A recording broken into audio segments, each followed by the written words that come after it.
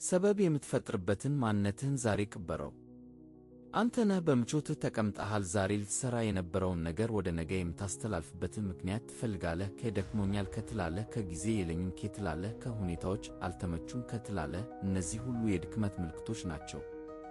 ያ ደካማ አንተ ነው። ያ የውሸት ምቾት የምትፈልገው ማንነትህ ነው። ያ ደግሞ ሕልሞችን ከሞት በላይ የሚቀብር የጠላትህ እጅ ነው። ይህ ማንነትህ እድገትህን አግቶ አቅምህን ዝም አሰኝቶ ለዓመታት አቆይቶሃል።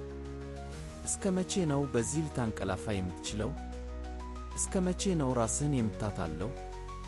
ወይ ታድጋለህ ወይ ትጠፋለህ። መካከለኛ ነገር የለም። ዛሬ ወስን። ያንን ሰበብ መደርደር አቁም። በውስጥህ የሚጮኸውን የድክመት ድምፅ አፍኖ ሥነ ሥርዓት ይኑር። ማንም ሳይረዳህ ማንም ሳያደንቅ ብቻህን በጨለማ ውስጥ ሥራ። በዝምታ ጥረት አድርግ። ከዚህ በኋላ የምትፈጥረው ማንነትህ የብረት ጥንካሬ ያለው ይሆናል። ሰበብህን ወደ ጥንካሬ፣ ውድቀትህን ወደ ትምህርት ቀይር። ሰበብን የሚፈጥረውን አንተን ዛሬ ቅበረው። አዲስ አንተ ጀምር።